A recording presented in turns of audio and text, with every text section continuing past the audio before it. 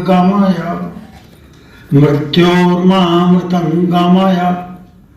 ओम शांति शांति शांति। श्री बड़ा बाजार कुमार सभा पुस्तकालय द्वारा आयोजित इस स्मरण सभा में उपस्थित सभी आत्मीय और सहृदयजनों को मेरा प्रणाम। हम सब लोग आज कई ढंग से जो हमारा अपना है उसको याद कर रहे हैं। हमारे बीच उनको लेकर के कितने प्रकार की स्मृतियां हैं उसका नमूना हम सब ने देखा और उन सब में कई बातें प्रकट हुई। एक श्लोक है संस्कृत में, जयंति ते सुकृतिनो रस सिद्धा कवीश्वरा नास्ति जेषाम यशः काये जरा मरण जम भयम। तो ऐसी यश की काया जिसकी है उसको जरा और मरण इन दोनों का मुलाकात होने का कोई अवसर नहीं होता। हमारे परिवार के और बृहद हिंदी परिवार के एक पुरोधा को लेकर के हम लोग सोच रहे हैं, विचार कर रहे हैं कि वह आदमी किस तरह हमको प्रभावित कर रहा था, हमारे समय को प्रभावित कर रहा था और साहित्य सृजन के कार्य को कितनी गंभीरता से ले रहा था। कहना न होगा कि हम सबने यह महसूस किया बड़ी शिद्दत के साथ और कर रहे हैं। वो एक बड़ा जिद्दी आदमी था, उसमें प्रतिरोध की शक्ति थी। वह ऐसा व्यक्ति था जो धारा के विपरीत भी चलने के लिए तत्पर रहता था, अपने मूल्यों के लिए जो समझौता करने को तैयार नहीं था। दूसरा पक्ष यह है कि वह ऐसा व्यक्ति था,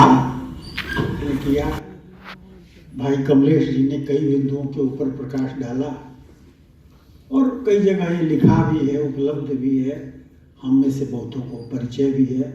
कुछ बातें ऐसी हैं जो हमें ज्ञात नहीं है, पर एक बात जो दिखाई पड़ती है वह चाहे उनका शोध का कार्य हो जिसका बहुत हिस्सा पत्रकारिता से जुड़ा हुआ है, या जिस बेहया के जंगल की बात वह 1957 में करते हैं और कल्पना में वह लेख प्रकाशित होता है और बद्री विशाल पित्ती कहते हैं आप आगे भी लिख करके हमको भेजा करिए प्रकाशित करने के लिए, और उसका विस्तार नाना प्रकार की पुस्तकों में हुआ है।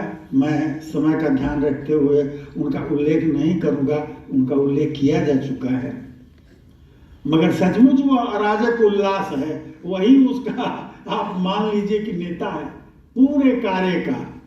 अराजक उल्लास भी है और अराजक भी है। वह उन विसंगतियों के ऊपर विचार करते हैं कि गांव है मगर गांव नहीं रहने वाला है, मनुष्य है लेकिन मनुष्यता डूब रही है। इन विसंगतियों के ऊपर वह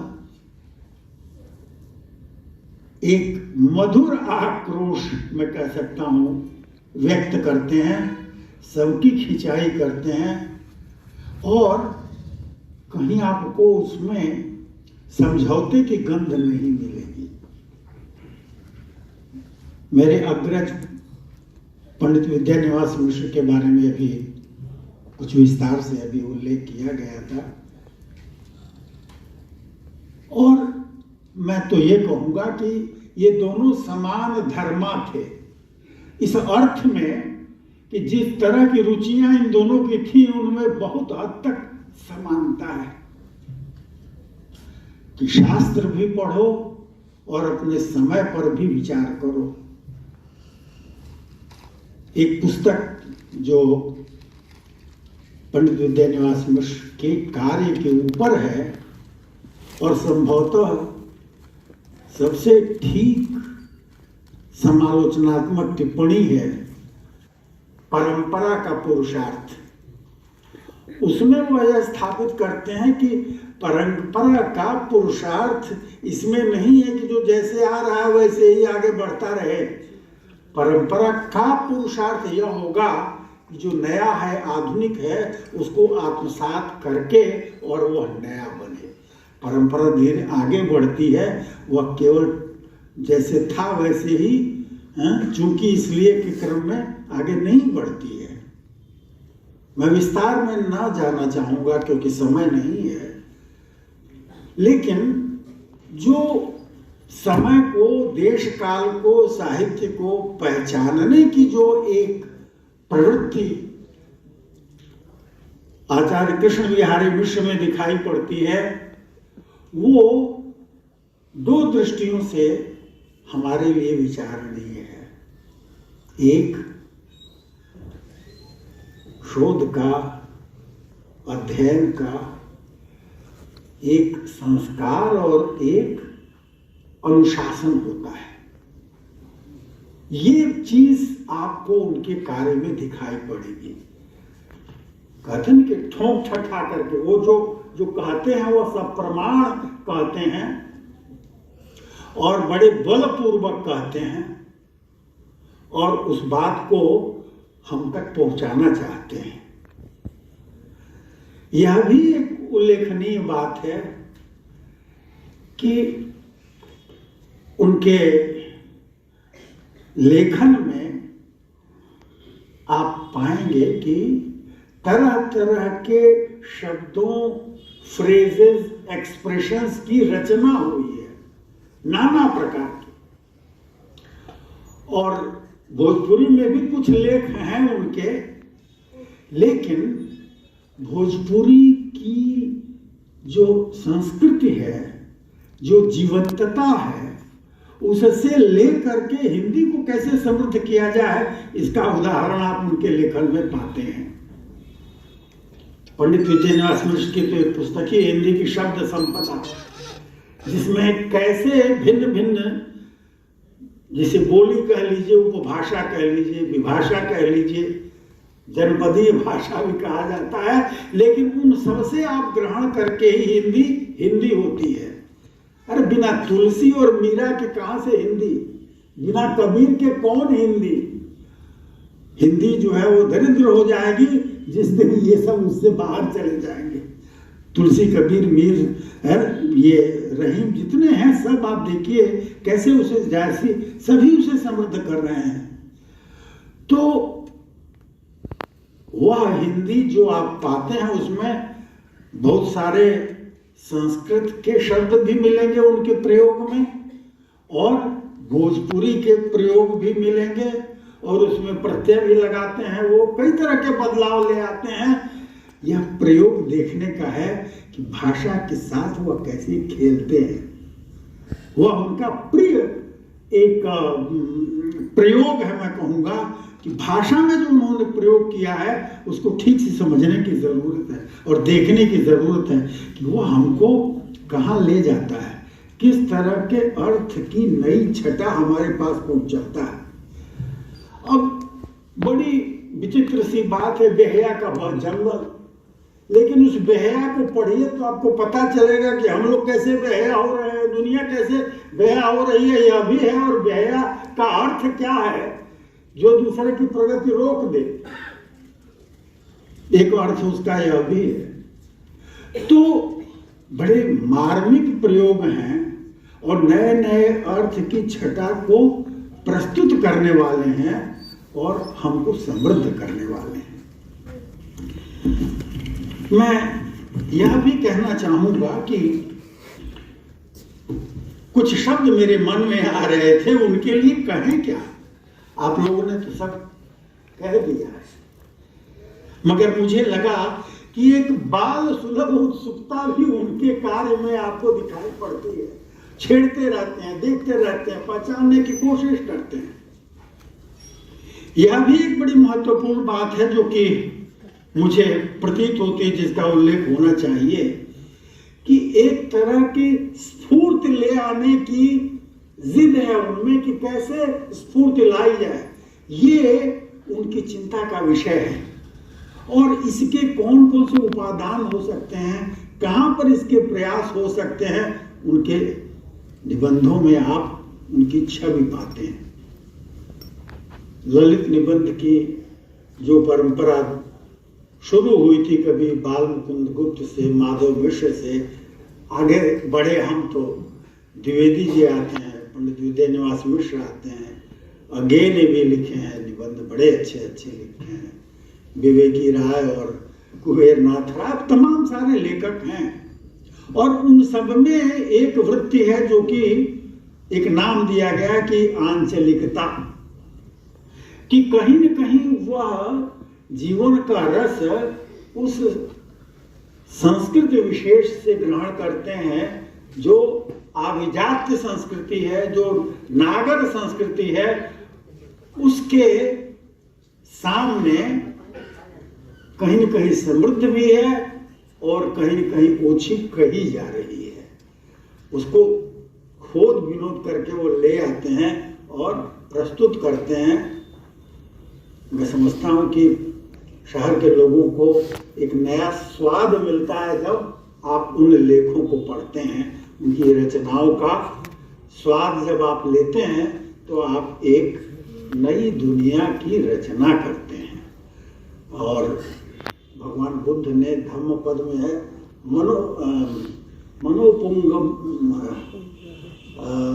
पुंगमा धर्मा, कि सब कुछ पहले मन में विचार में आता है, उसके बाद वह व्यवहार में आता है। और जैसा मन का विचार बनेगा वही दुख होगा और सुख होगा। तो मैं समझता हूं कि विचारों की दुनिया में वो सैर कराते हैं मिश्र जी, और नए ढंग से सोचने को, जो अलक्षित रह गया है उसको निकाल करके आपके सामने पेश करते हैं कि जरा ऐसे तो देखो। यह उत्सुकता हमें बहुत गंभीरता से प्रभावित करती है। एक शब्द और मैं कहना चाहूंगा, सचमुच उनके लिए एक शब्द सबसे उत्तम मुझे लगता है, वो है संत। शायद उनकी प्रवृत्ति, उनका जीवन, उनका आचरण, इन सबको सार अगर शब्द कहा जाए तो यह संत की वृत्ति उनमें हमको दिखलाई पड़ती है। हमारे सभी पूर्व वक्ताओं ने यह संकेत किया कि वह कैसे जिससे मिलते हैं उसकी दुनिया को मंगल भाव के द्वारा आपूरित बनाए रखने की चेष्टा करते हैं, उसकी कामना करते हैं। ये मंगल का भाव साहित्य में बड़ी चर्चा होती है, लोक मंगल का भाव। तो मैं समझता हूं कि यह लोक मंगल केवल साहित्य का नहीं, आम आदमी के जीवन में भी यह मंगल का भाव जो है वो स्थापित करना चाहते हैं। वह देखना चाहते हैं कि सभी, अंग्रेजी का एक शब्द है फ्लरिश करना, सभी जो है वो प्रफुल्लित हों, आगे बढ़ें। ये चाहना जो है वो आज बड़ा दुर्लभ हो गया है, क्योंकि हम तो बेया की तरह से दूसरे की प्रगति के विरोध में खड़े रहते हैं, उन्नति नहीं चाहते हैं। लेकिन इस तरह की शुभकामना करने वाला जो लोक को संभालने की इच्छा रखता है, उसकी चेष्टा करता है। लोक शब्द भी अपने आप में बड़ा महत्वपूर्ण है और जिस अर्थ में साहित्य में प्रयुक्त होता है वहां भी उनका गंभीर योगदान है, जिसे हम कह सकते हैं कि साहित्य जगत में वह एक तरह के अपवाद स्वरूप हैं। जो निरंतर चलने वाली धारा है उससे भिन्न प्रकार के व्यक्ति हैं। वह जिस नस्ल के हैं, जिस ढंग के हैं, जिस ढांचे के हैं, वह दुर्लभ होता चला जा रहा है। ये बड़ा आवश्यक है कि हम उनको पढ़ें। हम यह भी देखें कि किन सूत्रों से वह विवेचन करते हैं, उनकी क्या शैली है।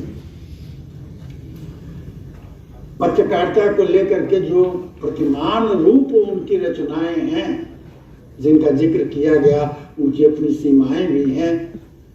जो साधन उपलब्ध थे और जब उन्होंने जिस तरह से वह कार्य किया, वह अपने आप में बड़ा गंभीर है। कुछ दिनों पहले मेरी भेंट पंडित अच्युतानंद मिश्र से हुई थी, जिन्होंने माखनलाल चतुर्वेदी विश्वविद्यालय के अंतर्गत उनका सम्मान भी किया था और बड़े आदर भाव से वह उनका जिक्र करते हैं। हमारे घर के पास ही वो रहते हैं जहाँ मैं रहता हूँ। तो वो इस बात को देखने की कोशिश करते हैं कि पत्रकारिता की जो रचना हुई, जो संस्कार हुए, जिन परिस्थितियों में हुए और जिस प्रकार का हुआ, और उसका एक उज्ज्वल रत्न गणेश शंकर विद्यार्थी जिनके कार्य को लेकर के उनकी पुस्तक है, मैं समझता हूँ कि कहीं न कहीं पत्रकारिता के लिए कुछ मानदंड भी वहाँ से निकलते हैं कि पत्रकारिता किस प्रकार की होनी चाहिए। और ये स्वाभाविक था। कलकत्ता तो हिंदी पत्रकारिता का पालना कहा जा सकता है, जहाँ पर उसका आरंभ हुआ, जहाँ पर उसका विस्तार हुआ और बहुत सारा कार्य हुआ। मित्रों, हमारे आदरणीय, स्मरणीय और जिनको देख करके कहीं आपके मन में एक सुहृद का भाव ही पैदा हो सकता है, एक मित्र का भाव ही पैदा हो सकता है, और आप जिससे दुराव नहीं कर सकते, ऐसा व्यक्ति दुर्लभ है। हम उनके कार्य में केवल लेखन का कार्य नहीं, जीवन में जो पारस्परिक संबंध एक दूसरे के साथ होता है, वह भी दर्शनीय है। मैं एक छोटी सी घटना बताऊंगा, लेकिन बड़ी मार्मिक है। पंडित विद्यानिवास मिश्र के दिवंगत होने के बाद हम परिजनों ने एक विद्याश्री न्यास का निर्माण किया, और विद्याश्री न्यास के द्वारा प्रतिवर्ष कुछ उपक्रम होते हैं और उसमें कई प्रकार से सम्मान, पुरस्कार, व्याख्यान, इनका आयोजन होता है।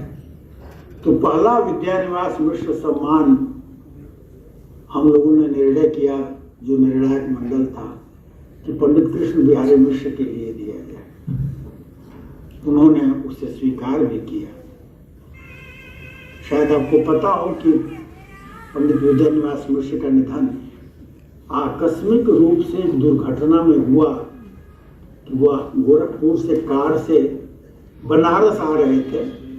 उस कार में एक सहयात्री भी था, शायद उसका नाम मनोज था, एक चालक था, और कहीं आजमगढ़ के पास सड़क पर कोई बच्चा आ गया। उसको बचाने के चक्कर में कार जो है जा करके एक पेड़ से टकराई और दुर्घटना हो गई। उसमें जो सहयात्री था उसकी मृत्यु हो गई और पंडित जी का भी अवसान हुआ। चालक तो बच गया था। यह जब पुरस्कार मिला तो कृष्ण बिहारी जी ने कहा कि उसकी जो राशि है, वह जो दिवंगत हो गया था उनका सहयात्री उसी परिवार के लोगों को दे दिया।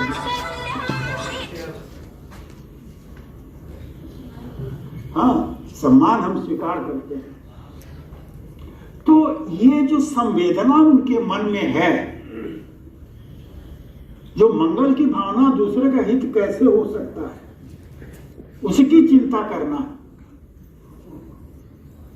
यथाशक्ति उस तरह के कार्य में जुटना। उसकी लिस्ट बनाइएगा तो कलकत्ता में तो बहुत सारा इस प्रकार का कार्य है। मैं पढ़ रहा था तो महाश्वेता जी ने उनके बारे में लिखा है कि कैसे वह शामिल होते थे। कल्पतरु की बड़ी बड़ी बात की गई, वह भी कल्पतरु है हमारे लिए।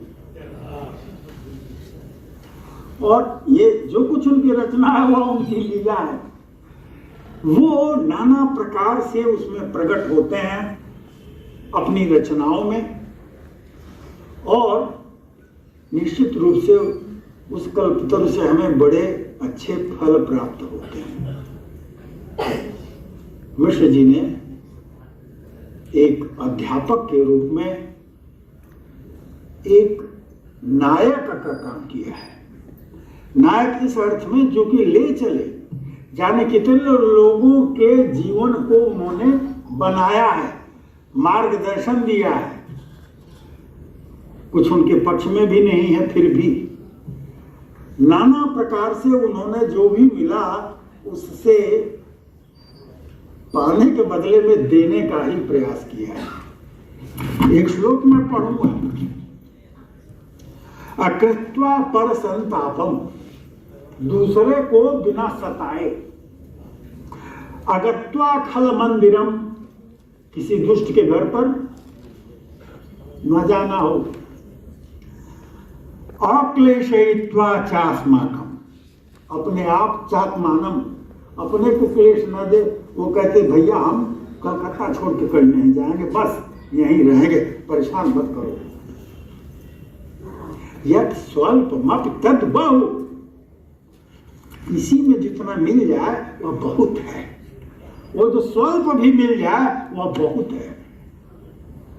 ऐसे कर्मयोगी, मैं योद्धा भी उनको कहूंगा, और ऐसे नायक को हम आज स्मरण कर रहे हैं और समृद्ध हो रहे हैं। कुछ उपक्रमों का उल्लेख किया गया कि रचनावली तैयार हो, उसमें समय लगेगा, उसे अवश्य होना चाहिए। यह भी आवश्यक है कि उनके कार्य के ऊपर गंभीरता से विचार हो। बड़े अच्छे हैं इस तरह की बात करने की जरूरत नहीं है।